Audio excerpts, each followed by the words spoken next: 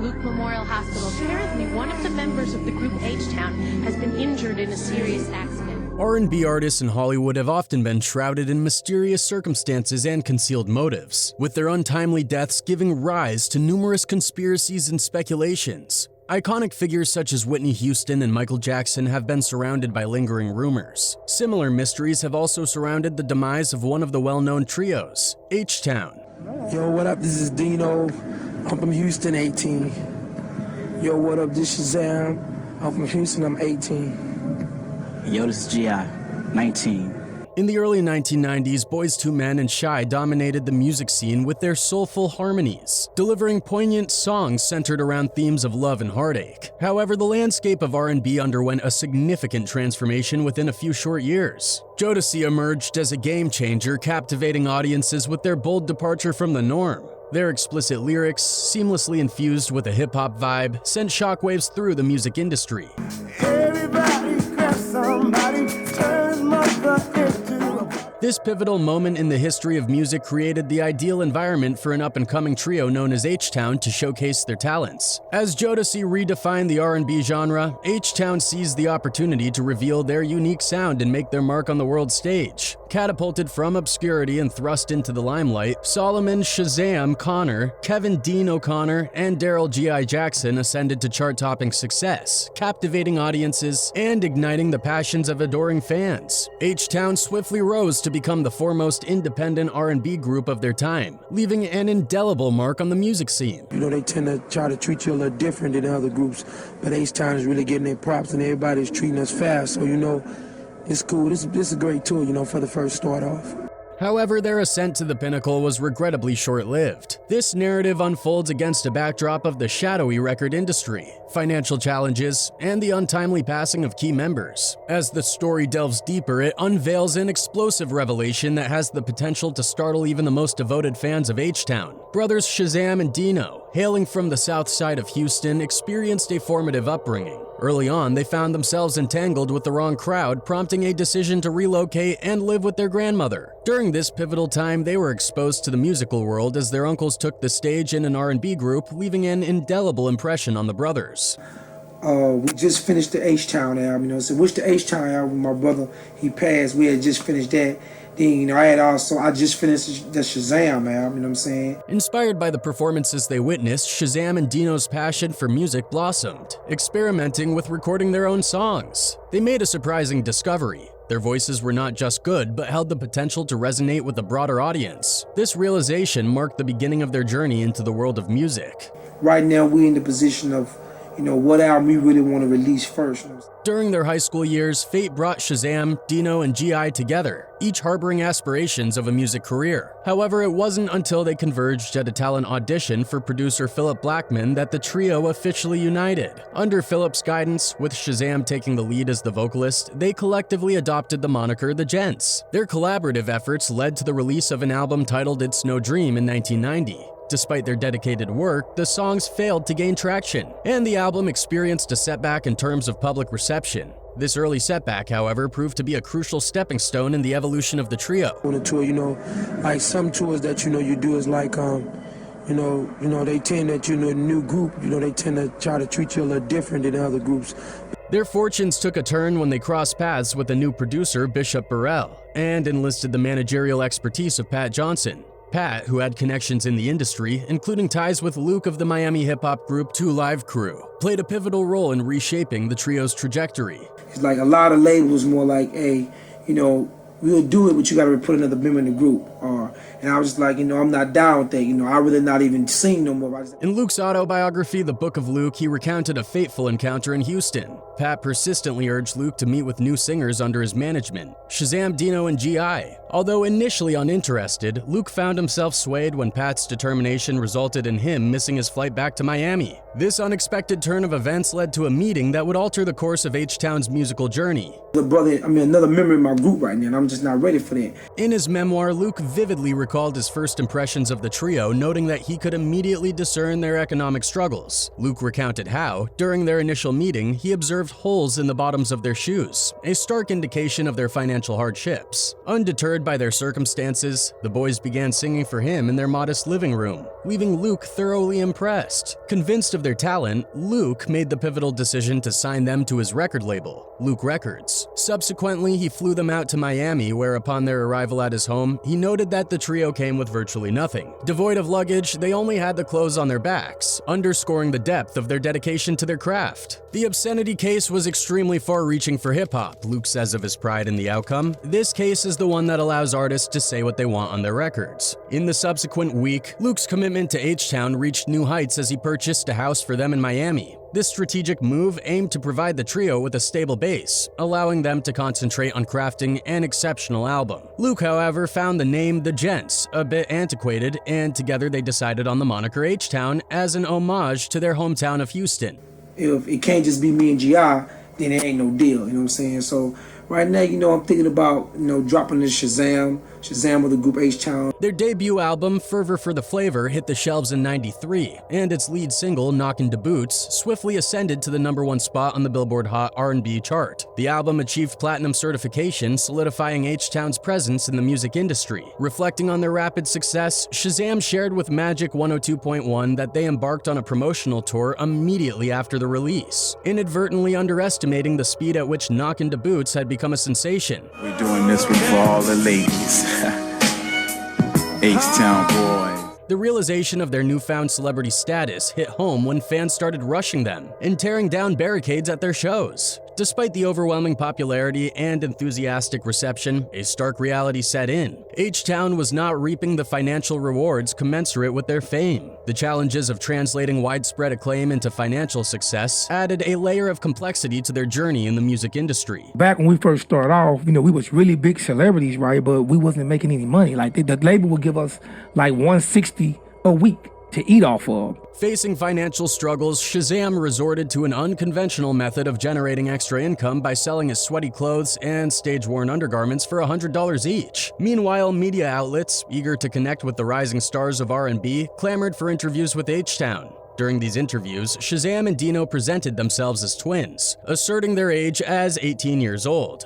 And I was like, I'm not down with that, you know what I'm saying? So, your brother. yeah, you know what I'm saying? We was getting ready to cut a big deal, but when my brother died. However, Real Reality Gossip unearthed intriguing information that added a layer of complexity to their public image. Data from the Texas Department of Health, Bureau of Vital Statistics, revealed Solomon, aka Shazam's birthday as December 17th, 1973, confirmed by his arrest records in the state of Texas. Similarly, Dino's date of birth was verified as November 18th, 1974. This revelation meant that, contrary to their claim of being twins, the brothers were actually 11 months apart in age. The decision to present themselves as twins remains unclear, as there is no explicit information on why Shazam and Dino chose to portray themselves this way. Despite the revelation of their actual birth dates, Shazam continues to refer to Dino as his twin on social media and even celebrates Dino's birthday as his own. Post the release of their debut album, H-Town achieved significant milestones in their career. They co-headlined the Coca-Cola Summerfest tour and garnered accolades, winning a Soul Train Award for Best New Artist. These accomplishments further solidified their status in the music industry and added to their growing recognition. And we want to say this to y'all, peace,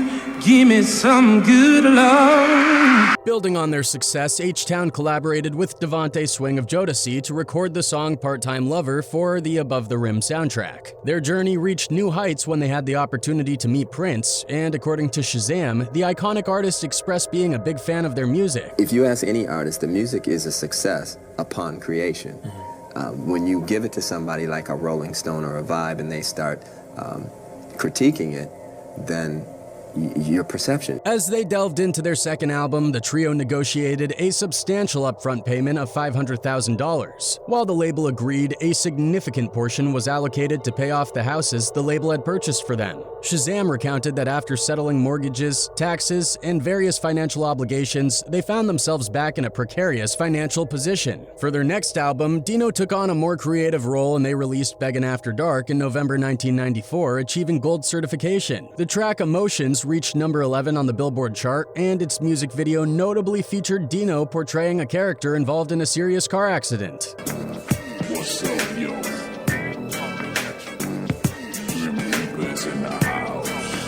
During this period, Luke had entered into a distribution deal with Relativity Records and its parent company Sony. However, when it was time for everyone to enjoy the success of HTown's second album, Luke claimed that Sony and Relativity withheld funds, citing reported losses from Luke's previous distributor as the reason. Faced with financial difficulties, Luke and his record company were compelled to file for bankruptcy. Frustrated with the situation, HTown expressed their discontent with Luke, the label, and the industry at large. As a symbolic gesture, they appeared on Bet's video Soul, Shackled, conveying their sense of being constrained or mistreated within the music business. This move reflected their frustration and disillusionment with the challenges they were facing in the industry. This is how we feel right now. Right. We feel like we should just be convicts in jail, be locked down. And the people that we're dealing with that's behind us, they're not behind us, they try to destroy our career. During their appearance on Bet's video Soul with host Donnie Simpson, Shazam and Dino voiced their grievances, asserting that their record company wasn't adequately promoting their sophomore album. The duo expressed their desire to sever ties with their current record contract, making their discontent unmistakably clear. Luke, feeling betrayed, found himself in a situation where rectification seemed impossible. Eventually, HTown parted ways with Luke Records and inked a deal with Sony Relativity. In a significant turn of events, they not only secured their freedom but also received a compensation of $1 million each and retained 50% of their masters. This marked a turning point, finally ensuring that they received the financial recognition they deserved. Teaming up with Shirley Murdoch and Roger Troutman, HTown contributed to the soundtrack of the Martin Lawrence film A Thin Line Between Love and Hate. Simultaneously, they embarked on the creation of their third album, led by Dino. Under his guidance, they took a more hands-on approach, producing and writing the entire album themselves. Departing from the earlier explicit themes, they delved into more serious issues. 5 o'clock in the morning, and I'm just getting in. In 1997, they released Ladies Edition, Woman's World, dedicating the entire album to Nicole Brown Simpson, the ex-wife of O.J. Simpson, who tragically lost her life in '94. This album marked a significant evolution in HTown's artistic direction and thematic focus. The label expressed dissatisfaction with the contents of HTown's album, preferring music reminiscent of their earlier hit Knockin' to Boots. In an attempt to find common ground, the group returned to the studio and recorded the track They Like It Slow, a compromise that played a crucial role in helping the album attain gold status.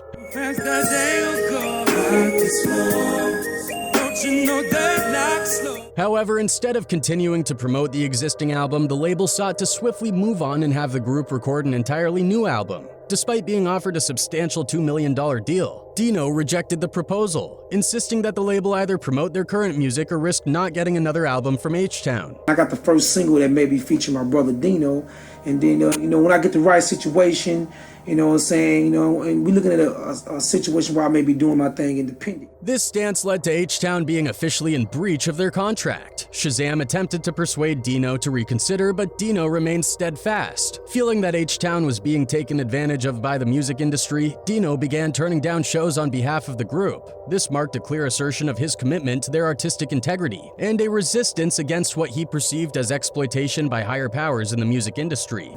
And then when we get the right situation for HTown, then we would drop the HTown, but then also, we got groups that we're working on, you know what I'm saying? The group went on hiatus, with G.I. working on projects behind the scenes. Shazam released a solo album titled Bringing the Heat, and Dino pursued his own music. However, Dino faced challenges in the industry as people were hesitant to embrace his new music, which differed significantly from his earlier work with HTown. This rejection led to Dino isolating himself, withdrawing from the public eye, and falling into a deep depression. With financial difficulties mounting, Dino eventually filed for bankruptcy. So, look, I'm in the studio, man.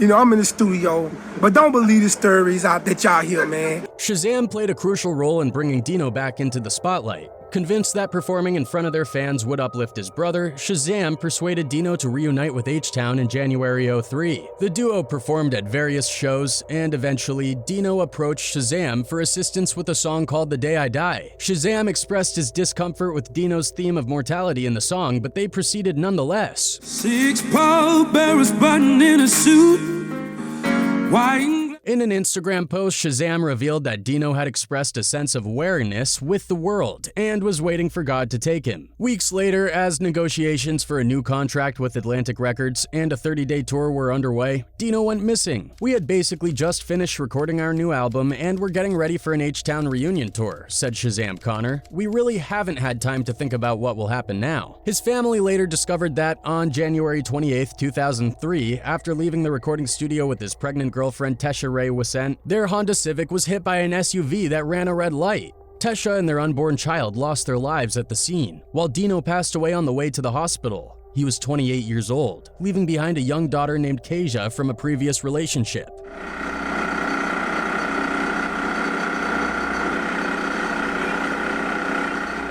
Following Dino's tragic passing, record labels were hesitant to sign HTown unless they replaced him with a new member, a proposition Shazam refused. In 2004, Shazam and G.I. released the album Imitations of Life on their own label, including some of Dino's pre-recorded music. They took a break until 2015 when they released the album Child Support. During that year, Shazam faced legal issues related to unpaid child support. In 2017, they released a mixtape called Call Me Mr. Pac-Man, and in 2019, HTown was inducted into the R&B Hall of Fame. They now perform as a duo, dedicating every show to Dino's memory.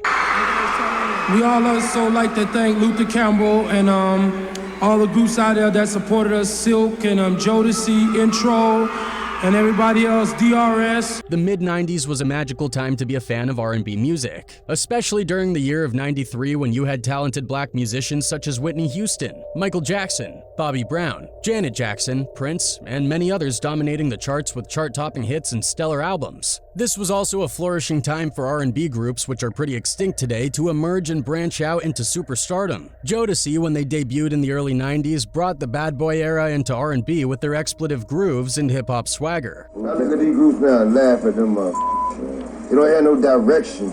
They missing love, man. They all missing love. Missing what it's about. Whereas Jodeci had the streets and also the hip-hop crowd, Boyz II Men, on the other hand, represented more of the grown and sexy side, which is the total opposite of Jodeci. But the beauty of it all was that none of these acts sounded identical. They had their own trademark sound with their own lead singers who stood out indifferently. But in '93, Uncle Luke, who was a rap star in his own group, Two Live Crew, introduced a young trio who provided the perfect balance of sensitive, heart-melting messages with seductive love-making anthems. This group would be HTown. Treat you a little different than other groups, but HTown is really getting their props and everybody's treating us fast, so it's cool. This is a great tour, for the first start. The group decided to come together in an attempt at gaining success in the R&B world. Performing in small clubs, venues, and shows throughout the South, they lucked up when Luther Campbell, whom was looking to launch his label Uncle Luke Records, discovered them and signed them to a lucrative deal. It was what the three have dreamed of, and it was a worthy investment for Luke. Luke signing HTown was a surprise because there were concerns about their image coming to play. Jodeci were already pushing the envelope with their S imagery, and Boyz II Men had the grown and sexy lane as stated earlier. But HTown, led by the very talented Dino Connor, was talented enough to balance both of their styles and allow HTown to stay in a league of its own without sounding like carbon copies. This is where Fever for the Flavor was created. There is something I need from my baby. The album had great up-tempo cuts to complement that New Jack flavor that was trending at the time, but it was the album's slow cuts that captivated HTown into the mainstream within their first album. Luke knew these guys were talented, so he pushed them also to make songs that were gonna appeal to the people who are knocking the boots while making love. Their biggest hit to date, titled Knockin' the Boots, shot up the R&B charts at #1 and turned them into S symbols. Seeing the formula working, Luke continued to have the trio push out two other slow baby makers into singles titled Baby I Wanna and Lick You Up. The songs didn't catch wind like Knockin' the Boots, but the album was already successful, so the investment was well paid off. When HTown started to work on their second album titled Beggin' for Dark, they wanted to take a more serious direction this time around. Their first single, Emotions, would possibly be as deep and personal as Dino would reflect on instances in his life where he felt true love from the time he entered out the womb to where he finds someone he feels very compatible with. It showed that the group was willing to go into a mature route with Beggin' for Dark. But then label pressure, according to the group members in an interview with Donnie Simpson, came to play. The label wanted more S songs reminiscent of their biggest hit, Knockin' the Boots. The group felt conflicted to where they were basically selling out themselves and wanted off the label. Despite the creative differences, Beggin' for Dark was released on November 14, 1994 under displeasure of the group. The majority of the songs on Beggin' for Dark were very S, and it seems at times that the group felt or looked uneasy at performing them. We got groups that we working on, you know what I'm saying? You know, a couple of girl acts, you know, male acts, you know, Pleasure Park. Fan perception to the new album was often positive, but the group still felt they sold out to play the game. Fed up with the politics of the music business, the three members were probably one of the first to really come out in natural television and speak out against label politics in a fashion where they would come out like prisoners. Taking a page from Prince, who wrote "Slave on His Cheek" because he felt like a slave to record labels, HTown took viewers by surprise by pulling this stunt and possibly could have risked being blackballed. The group claimed also that they didn't get a push by the label that they felt was needed in making the record work. After 2 years of grueling negotiations and fighting to get off the label, the group recharged their batteries and claimed to have gone through an unspiritual awakening. They started to pay attention to domestic violence issues that's been happening involving women around the world, and they based their album on that. They started off with a good start with their hit single, A Thin Line Between Love and Hate, a cover of the classic, The Persuaders track, landing on the R&B charts for the first time since Emotions. The album, when released, was met with high regards, with the group taking note on serious issues involving innocent women. This was the album that HTown really wanted to make and showcase their growth. Tragedy would strike not only HTown as a group, but also the music world as January 28, 2003, Dino and his girlfriend were killed in an automobile accident. Dino was just leaving the studio and was riding passenger side alongside his girlfriend. The vehicle was suddenly struck headfirst by an SUV running a red light, thus killing Dino and his girlfriend, Tesha Ray Weinson. This is another one of the strange deaths that occurred among the music industry that remains unsolved. The album titled Imitations of Life was released a year later and could have been the album that really brought HTown back in the forefront. Dino's prowess behind his vocals and his true talent shines throughout, especially on the song The Way I Die, which is eerie considering he died shortly after. This will be fine on that day. The remaining group members would continue to soldier along, touring, putting out albums, and collaborating with Jodeci to keep their name and, most importantly, Dinos Legacy alive. They may not see big-time success like they did in the 90s, and most likely that's due to the fact that their frontman is deceased. But there's no denying the fact that HTown would go down as possibly one of the best groups to have done it in such little time. They may have not crossed into the mainstream like many of their peers or won any MTV awards, but fans of true soul music will forever hold their name anonymous as one of the best groups to have ever done it. One of Dino's fans wrote, "It's scary how sometimes people speak their future into reality. Dino was in the hospital from a car wreck in the video. He died from a car wreck. Dino decided to sing Before I Die. Shazam saying his brother was tired of this world. Shazam created a song about child support and being arrested twice for unpaid child support. R.I.P. Dino. HTown made great music and will always be part of the greats from the 90s. Another one added, "I remember HTown in the 90s, their music was truly sensual and seductive. They captured a time when it was a joy to listen to music. It's awful that they went through such injustice and poor treatment. Nothing has changed. May Dino rest in peace. When we all reach our destination, we can enjoy the musical all over again." One more person added, "I thought it was Jagged Edge that were twins. I'm so sorry to hear about the loss of one of the members from each HTown.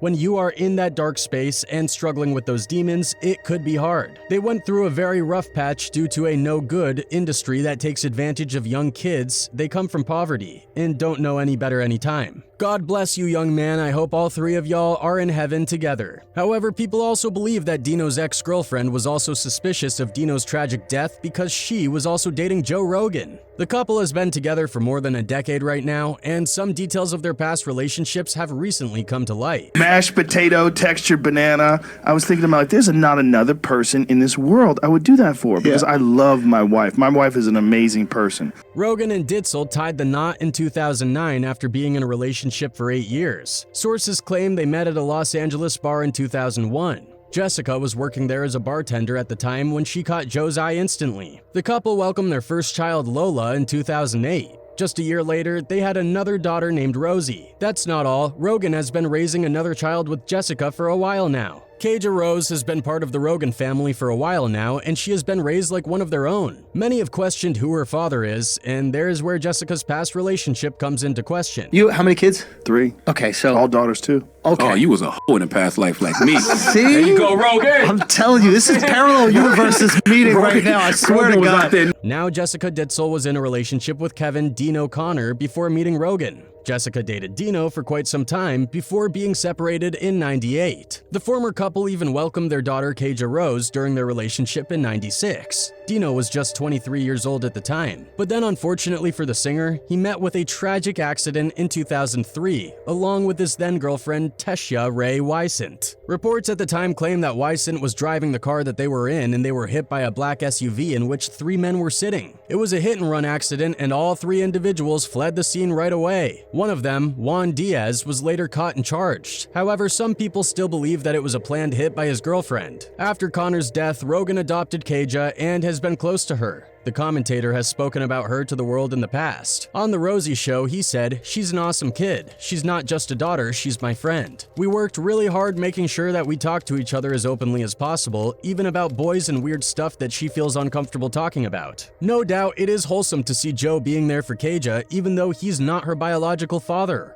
Rogan has always kept his kids away from the media spotlight, but Rose has been moving forward in her career as a singer. But why has he kept Dino's daughter away from the world? This bothers Dino's fans a lot. One of his fans wrote, "When you speak up against the industry, everything goes downhill. I still believe he was not in an accident. The girlfriend was just collateral damage." Another one added, "Definition shocking and surprising. I don't think his story was publicized enough, but I am glad he had a relationship with God before his untimely death. May God rest his child, her mother, and Dino's soul." One more person penned his emotions as, quote, "I remember my girlfriend and I snuck into a club to see them in Kentucky because we were underage. We got to meet them and they were super nice, but Dino was sloppy drunk and they had to literally carry him out. So sad because he was a sweetheart. R.I.P. Despite all the evidence and proofs, Dino's death is still a mystery because there are many causes that possibly have caused his tragic death.